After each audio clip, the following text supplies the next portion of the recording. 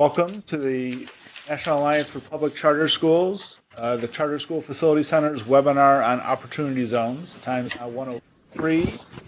Attendees are still signing in at a rapid pace, but I think to respect everybody's schedule, we should begin here in just a few seconds.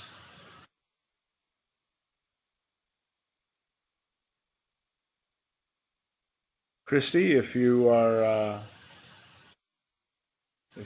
on the system, if you want to start us off. Okay, thanks, Mark. Can you hear me okay? Yes. Okay, thank you.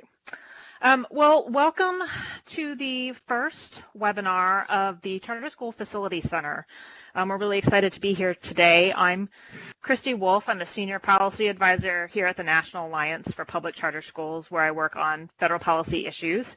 And last year, we applied and received a $2.4 million grant from the U.S. Department of Education as part of the Charter Schools program to create a center focused on disseminating best practices to the field about charter school facility issues. So we're pleased that this is one of the first things we're able to do as part of the center.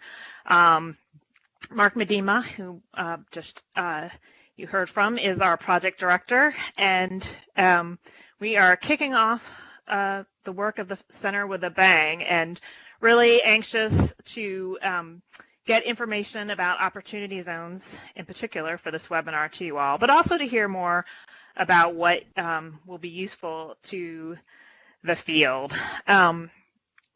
So just some housekeeping issues. We are recording this, so recording will be available. We're going to go through the entire deck before we take questions, and we're going to do questions because of the large number of attendees that we're expecting. We're just going to keep it to a chat box, but if we start to get in depth, we may unmute you to facilitate the conversation. So that is how we're going to do it. We'll take questions at the end, but if you have a question midway, don't feel free to enter it through the chat box. Just realize that we're not ignoring you. It's just we'll get to it at the end. So I'd like to introduce our presenters today. We're going to start with a section really focusing on what charter schools need to know about opportunity zones, and John Bailey is going to be leading us through that. John Bailey is a visiting fellow at the American Enterprise Institute, where he's researching opportunity zones and issues related to the future of work. And he's also serving as an advisor to the Walton Family Foundation. John has a long history of work in education reform and spent time at the Commerce Department as well as the U.S. Department of Education and the White House. And we're really grateful to have him with us today to help us think about the implications of this new provision for charter schools and how it can benefit them. And then we have Kahlmus, Eatman, and John Sun from the Pacific Charter Development Group that are going to talk more nuts and bolts about how opportunity zones can benefit charter schools and look at some numbers and use cases. John Sun is the CEO and has a long history of working in the charter school community on the district side as well as the CMO side. And they're based out in California. Kahlmus Eatman has been with PCSD for a while as well and has a long history of working with charter schools and CMOs, including Aspire. So they have a great history and background and commitment to providing low-cost facilities to charter schools, so we're grateful to have them with us today. And then Mark's going to wrap us up. Mark, our project director for the Charter School Facility Center, and tee up some issues before we launch into questions. So with that, I'm going to turn it over to John Bailey. Great, thanks, Christy. Thanks, Mark. Great to be with everyone this afternoon. There's two things I love in life: charter schools and opportunity zones. So this is an exciting webinar for me to be able to participate in. What I want to do is, it's really important to kind of understand the background of how the policy sort of came to be, to recognize that even though this was part of the tax bill that was sort of very polarized in terms of the votes, this program in particular has a very strong bipartisan roots. So I want to talk about that and then help you understand how it works so you can understand how to take advantage of it as part of charter facility renovation and as part of charter facilities as part of your expansion plans.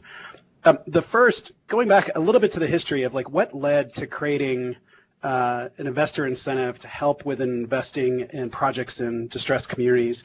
It goes back to a relatively new economic think tank that was created by Sean Parker. Sean Parker is sort of well known amongst many of us who were in the early days of the internet for creating Napster. And he was just getting tired of a lot of the same economic debate going down sort of traditional ruts. And so he created this new bipartisan group called the Economic Innovation Group, and started studying how economic opportunity and economic distress was playing out across the country. One of the things that they found is that these national numbers, something again will be very familiar to those of us in education, is that national averages cover and hide a lot of disparities underneath those averages. And that, sure enough, there are a lot of areas in the country that were just struggling to recover after the Great Recession. And there's a number of sort of data that sort of helps. The Economic Innovation Group found that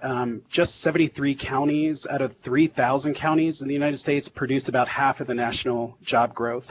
5 metropolitan areas were responsible for about half the increases in new firms after the Great Recession. And so again, you had this economic opportunity being highly concentrated in deep pockets of poverty and distress happening across the country.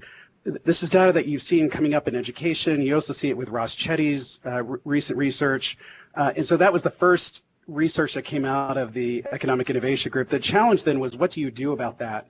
And a group of bipartisan economists led by Kevin Hassett and Jared Bernstein. Jared Bernstein is now with EPI. He at the time was with Vice President Biden. Kevin Hassett at the time was at AEI, and he now is President Trump's director of the Council of Economic Advisors. Came up with this idea of the Investing in Opportunity Act, which was introduced back in 2017, had a strong bipartisan support, everyone from Senator Scott and Cory Booker to about 100 other different co-sponsors in both the House and the Senate. And then that is the program that was attached to the tax bill as it was moving forward. Next slide. So that's just a little bit of a history. Now, what makes opportunity zones and opportunity funds unique? Because I think that what I'm encountering is a lot of people instinctively sort of go back to, isn't this just empowerment zones, or isn't this just like promise neighborhoods? It's a little bit different in a couple of different ways. First of all, it's an investor incentive, meaning all the tax incentives are geared at investors to encourage them to pool their capital together and invest it in these distressed communities called opportunity zones. So we'll talk a little bit about that. That's different because it's not tax incentives for projects. And so it means projects that are eligible to receive this type of investment don't have to jump necessarily through a lot of extra hoops, that they can directly engage in the opportunity funds and receive that investment. That's very different from a lot of the other tax incentives that have been tried in the past. It also rewards patient capital. We'll talk more about this in a minute, but it encourages investors to invest in a community and stay in that community for at least 10 years. So you don't get sort of churn, and again, it gives the community a chance to revitalize itself. And it takes equity off of the sidelines. I'll talk a little bit about that, but the pool of capital that is eligible for this tax incentive is massive. It's $6 trillion. Now, obviously, $6 trillion isn't going to be invested in opportunity zones, but it gives you a sense that even a little bit, a fraction of that, is going to create billions that are going to be looking for places and projects to invest in all around the country. Next slide. So a little bit about the program. The program is really sort of two parts. The first part are the areas that have been designated opportunity zones that are eligible, so projects within an opportunity zone are eligible to receive those investments. what happened is after the bill was passed, governors had a very short time frame in which to nominate up to 25% of their low-income community census tracts to be certified by Treasury as opportunity zones. So these designations last for 10 years. They can't be added. They can't be changed. We just had an election that resulted in some new governors. These opportunity zones are certified for right now, and these are the 8,700 opportunity zones that we have to work with, at least for the time being, over the next 10 years. Governors went about designating these areas because in almost every single instance, there were more low-income, high-poverty census tracts than they had the ability to nominate. And so governors did public hearings, they did public comments, they used other sorts of data to help filter. In many cases, they didn't pick the lowest of the lowest income areas. They picked areas that were sort of on the precipice of being able to turn themselves around. There are a couple governors that wanted to make sure there was a zone at least in every county. Some were trying to balance urban and rural, and so you have a real mix of how governors went to approach it. The good news is that put aside a handful of zones that seem to be getting a disproportionate amount of attention, primarily through the New York Times and through a couple other media outlets. By and large, most of these zones really are distressed. They have higher levels of poverty, higher levels of unemployment, higher levels of prime age adults that are not working, labor force participation, lower education attainment, and higher minority populations. So again, the very type of communities that this program was intending to serve. So 8,700 opportunity zones that are now designated. We'll have a link at the end of this deck that you can click, and it'll take you to an area you can type in addresses and zoom in and kind of see where the zones are in your area. Next slide, please. So this is just sort of opportunity funds in zones in like one slide. What I wanted to talk about here, though, is two things. So now that you have the zones designated, how does the second part of the program work, which is opportunity funds? And opportunity funds essentially have three different types of tax incentives for investors who have capital gains that they've earned through the sale of a property or the sale of a stock, and they have the opportunity to reinvest that in a vehicle called an opportunity fund. Two things about that. One is that this means big institutional investors are looking at this as an investment mechanism because they have capital gains, but it also means individual investors. It could be you and me, it could be high net worth families in your community also have capital gains. It might be looking at smaller opportunity funds. So the way to think about this is that it doesn't have to be sort of $250 million opportunity funds. That we're going to see, I think, a lot of special purpose opportunity funds created and structured with just a couple $1,000s or with a couple $100,000 for a very small project. What are those incentives that are encouraging investors to pull that capital into an opportunity fund, whether it's large or small? There's three things. One, the investor gets to defer paying their capital gains for at least 10 years. If they hold that investment for 5 to 7 years, they reduce their tax liability. So not only do they get to defer paying capital gains, they reduce that tax liability by 10% and then up to 15% if it's held for 7 years. And then the real incentive is that if they hold that investment in a community for up to 10 years, any gains made from that investment are exempt from capital gains tax. And so you can see why this is particularly attractive for real estate. It's particularly attractive for investing as venture capital and small business growth, not only because you're investing in a community, but also because any gains generated from that can be exempted from capital gains tax. And so again, very much of an incentive. Now, what can it fund? Well, very importantly for this call, it can fund charter school facilities. In fact, right now there's about 86 different opportunity funds that have been set up. There's about $13 billion in capital that have been backing those. The vast majority of those funds are investing in real estate, affordable housing, all the way up to sort of market rate housing and commercial real estate. And so charter school facilities are in a sweet spot, if you will, for kind of the policy that this was intending to help serve. can helping with investment for new businesses or expansion capital for existing businesses. It can also help with capital-intensive projects such as renewables, broadband build-out. Not really sort of germane for this call, but really important for particularly for the western states that could see this used for solar farms and wind farms. Next slide. Now, wanted to give you a sense, and we've been struggling with kind of a way to kind of depict this, but the purple areas are the areas that have been designated as opportunity zones. Those little red dots that are sort of clustered are every single public charter school in the country. And it's two things to kind of show for this. One is that there is a fair amount of overlap, particularly in the urban centers of areas that charter schools are sort of already existing in an opportunity zone. You have a fair amount of opportunity zones that don't have charter schools as well, and that's an expansion opportunity. If we go to the next slide, what you'll see at the end, if you zoom down into some of the cities, you'll see kind of how the zones were designated. Because they're census tracts, they're almost neighborhood by neighborhood designations.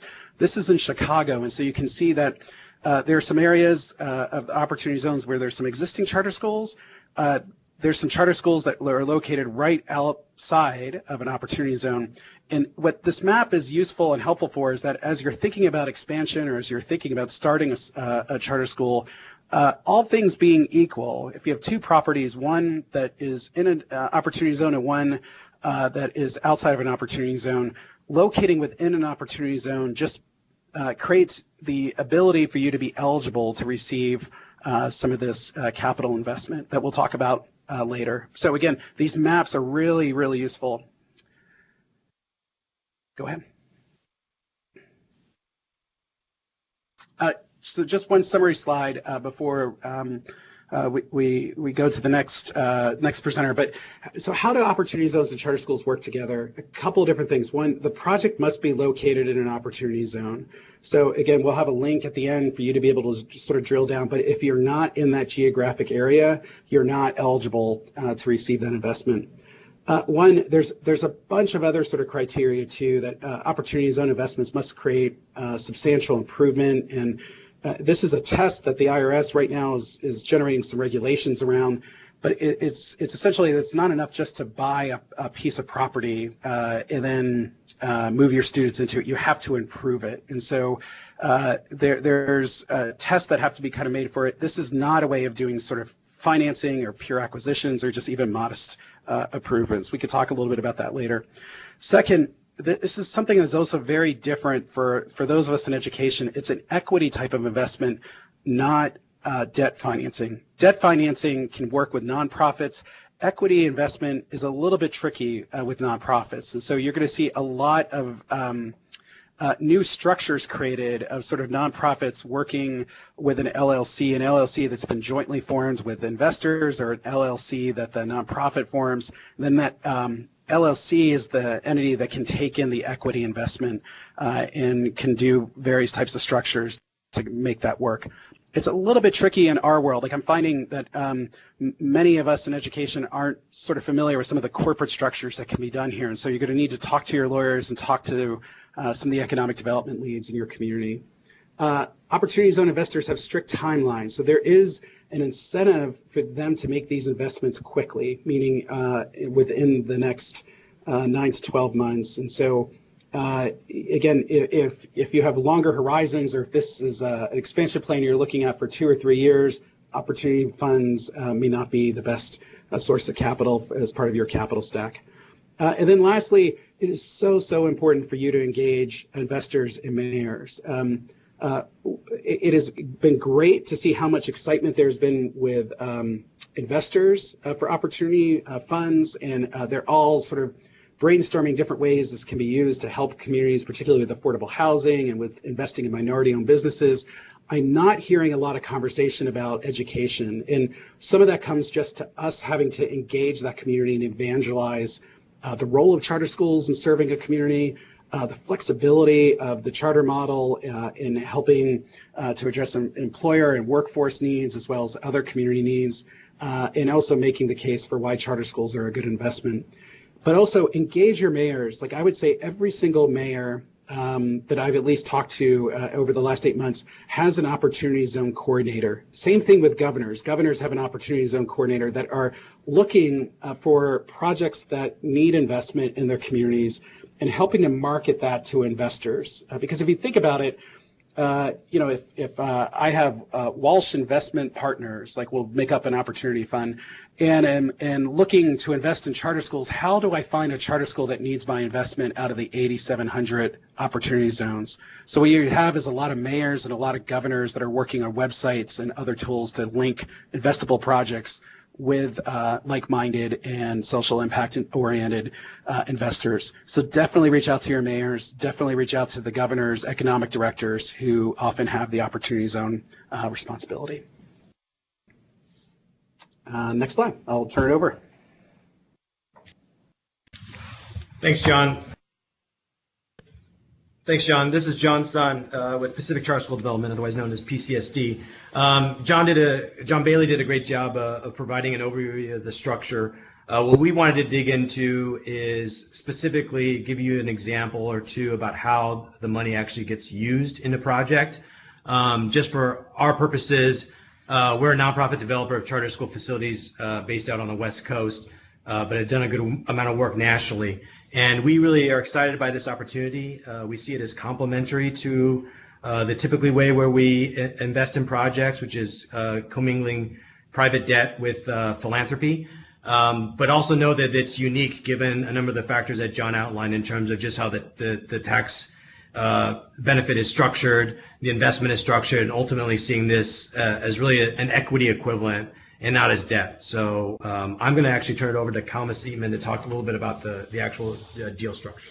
Thanks, John. And so I'm just going to walk us through a typical deal case. I know folks are joining from across the country, so these numbers may shock you on the high end or shock you on the low end. We're just trying to pick a number in the middle that might be easily accessible for everyone. And so the sample terms we have at the top, just assuming the size of the school is 500 students and the total project cost is $12 million.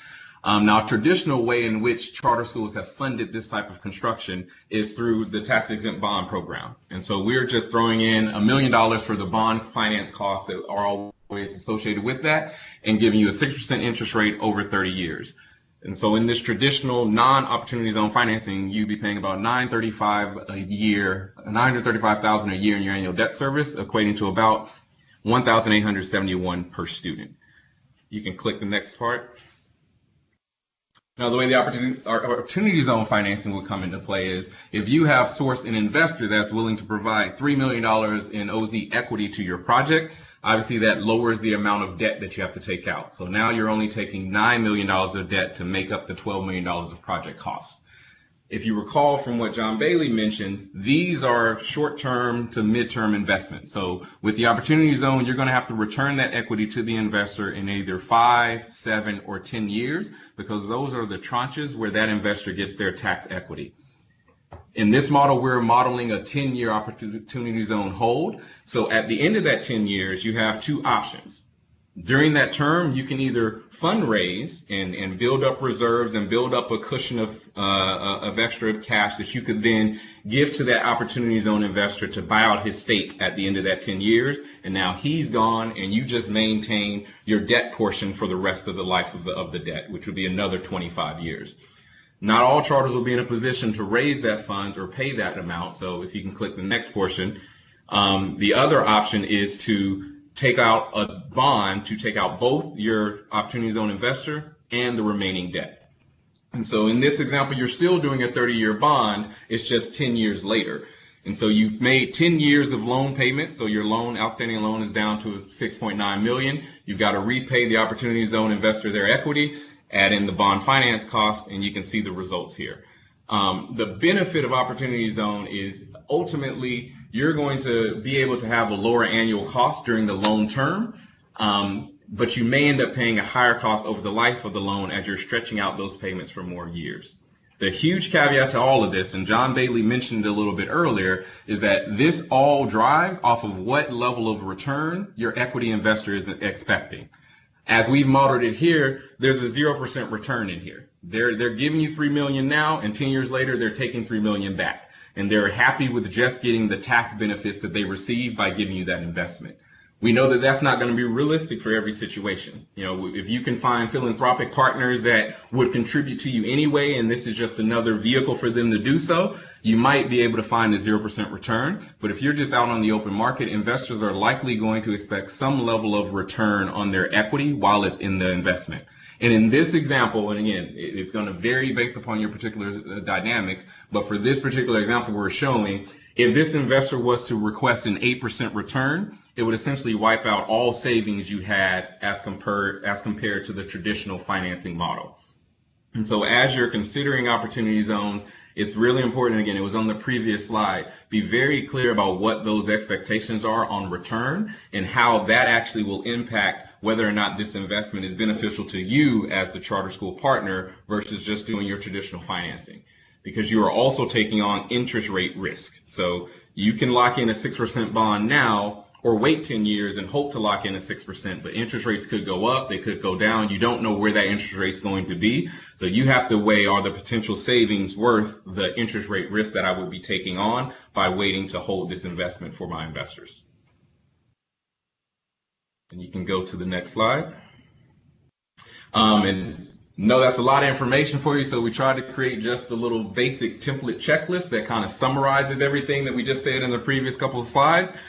Key thing, are you in the right census tract, and are you going to substantially improve the property? If the answer to either of those are no, you don't even need to go any further because this is not an investment for you. Then you get into some of the more specifics. As mentioned, it can't just be money that flows directly to you as a nonprofit. You're going to have to work with your lawyers to form a corporation or partnership LLC to be able to receive that investment, and you're going to have a 31-month time frame to disperse all those funds upon receipt. So can you do that tax structure, and do you need the equity and deploy it in that time frame? If so, then you go to the next tranche. Again, you're going to be trading lower annual costs for a higher total debt cost. So if you're a charter or an operator that can actually raise your own money through philanthropy and bring that as equity to a project, you may not need to take on that risk of extending out that time frame, taking on the interest risk in order to have those lower annual costs, because you can bring equity to the deal to lower that yourself. And then finally, the return expectations. That is going to be the primary swing that makes it either worth your time or not. You have to be very clear with your investors what type of annual return they're expecting and what type of return they might be expecting on takeout, so you can accurately understand what that impact is to your bottom line.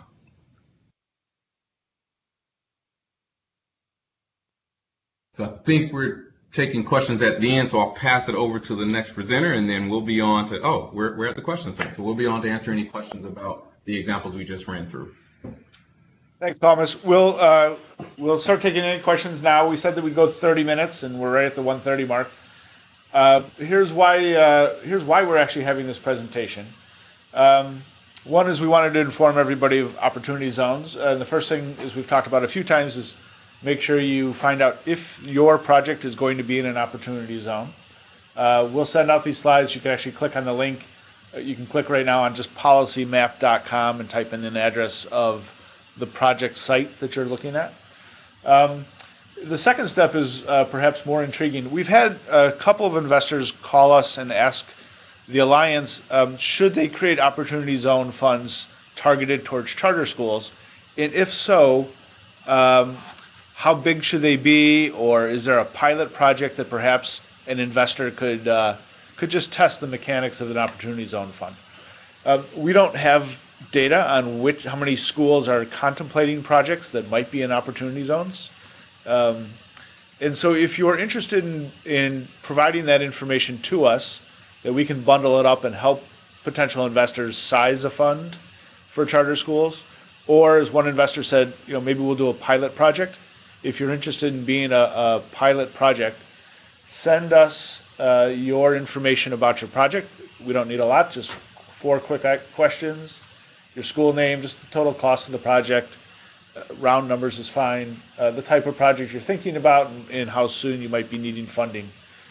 My email is up on the site, mark@publiccharters.org. And that'll give us a chance to work with investors to figure out, can we attract capital dedicated solely to charter schools? Certainly you don't have to work through the Alliance, but we've had people calling us already about this, and and presumably a number of schools have probably had investors call them as well. We will share this deck after the presentation. We'll also get a list of all the questions and comments and respond to those, probably with a short paper to follow up on this.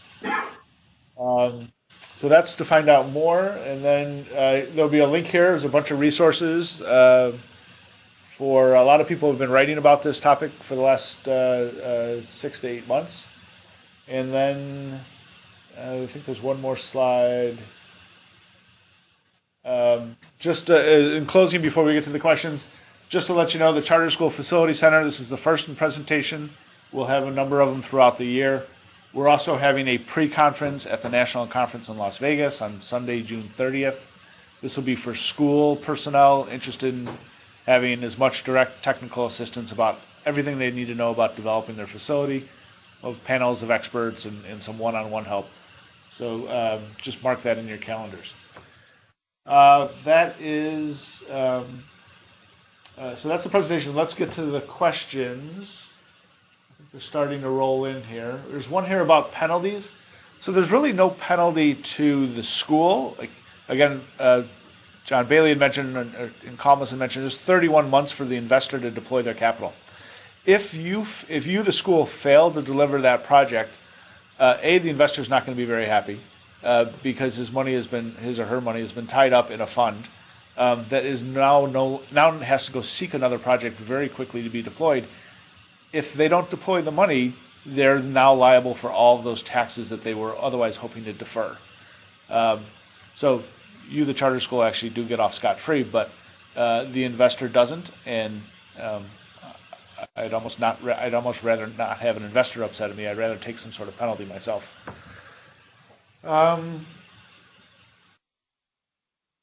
Next question talks about technical assistance. This goes, is there technical assistance for schools? This sort of depends on the size of the market. If we think there's going to be a significant number of schools, one of the funds that's interested in starting up might be able to provide its own technical assistance. I think there are other people who are trying to figure out, is this a marketplace to enter into? So I think that the technical assistance doesn't exist yet because nobody really knows the size of the charter school market. This is why it's going to be important. Again, if you have information, if you're willing to share it, even if you don't want to tell us your school name, to help us gauge the size of this potential market will help create vendors who can help you navigate this process. There's a question here about, have there been any opportunity zone investments? None that we know of. We do know that there have been a couple projects in New York that have been soliciting funds, but the IRS just came out with some regulations last month that really was holding some of the investors back from finalizing their investment. And so there has not, to my knowledge, has not been a deal completed to date. How does this compare to new market tax credits? The new market tax credits will provide you equity relief. Right, so after the end of 7 years, 26% or some number close to that can be forgiven by the equity investor through the tax credit. This is not a tax forgiveness program, and so the equity investment is going to be required to be returned. There is no forgiveness of the equity. What's important here is it's the interest rate being charged, the targeted hurdle rate being charged by the investor will really dictate what the benefits are to the school. And because those aren't fixed, that's really up to the investor. They can decide what interest rate they want. It would be hard to say here's the exact amount of savings that any school could have. Everything's really up to negotiations. There's a question here, does the school need to start the project by a certain date in the year? The investors right now need to put in, once an investor sells an asset and has a capital gain, they need to put that capital gain, those funds to use within 18 months, or 6 months, within 180 days. So they need to know about projects right away. It's questionable whether they can actually put it in a fund, and that fund then might start the clock ticking. All of those have to be fully deployed, which means the project has to be completed within 31 months after that date. And so your project will need to be completed in 2.5 years for the investor to receive their tax benefits. Again, the burden is going to fall on you, the school, to complete the project. The penalty falls upon the investor. So projects will need to be completed within 31 months of the investor making their deposit into a qualified opportunity zone fund.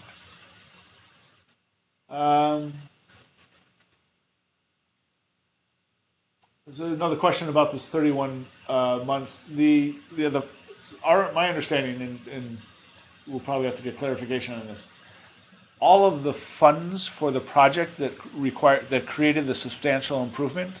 So again, you might have bought a piece of property for $1 million, and you're putting $3 million into it. So you've more than doubled the value of that property. All of those funds need to be expended within the 31-month period. So it's not just buying the piece of property, but completing your construction. Another question here about how are various investors interested in partnering with charter schools within opportunity zones identified? We don't quite have a way to identify all potential investors. Again, John Bailey had mentioned that there are a number of funds that have already been created. A number of those may be seeking more market-based returns. Some may have more concessionary returns, especially for social projects like charter schools. We are hearing from some investors, and they're just reaching out to us. A lot of these are philanthropic organizations or high net worth individuals who are interested in creating these types of opportunity zone funds.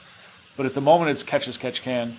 Again, depending on the size of the market, if we can identify $300, $400, $500 million worth of projects, we can then market that and perhaps draw investors towards the sector. But right now, there just isn't enough data to be able to tell investors about this potential with much meaning. There's another question here about the deferral of taxes. So the deferral of taxes is really up to the investor.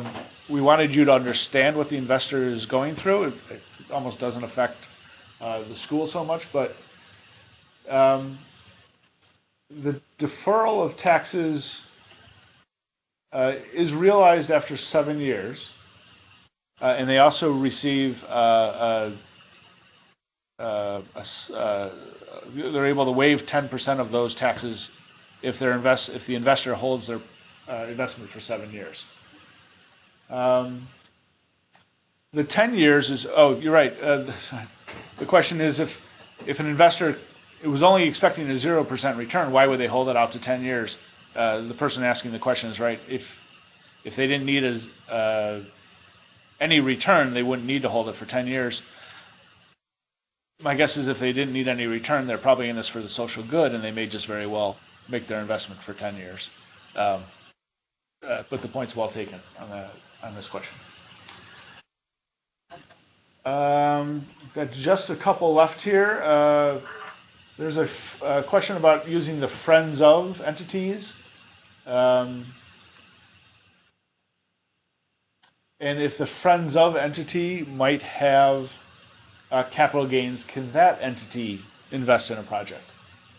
There is no requirement about the type of entity that has the capital gains. Again, if the friends of is structured as a for-profit, if it's a nonprofit, it wouldn't be paying any gains it wouldn't be paying any taxes on a capital gains anyway, so that's probably a moot point. But if any entity even associated with the school is having capital gains, probably the most likely is going to be some of the board members of charter schools.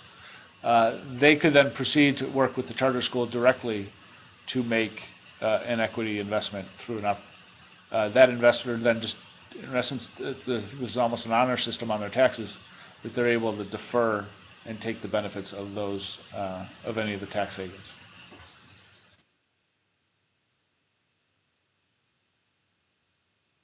Last question so far is again about the timeline of deploying capital.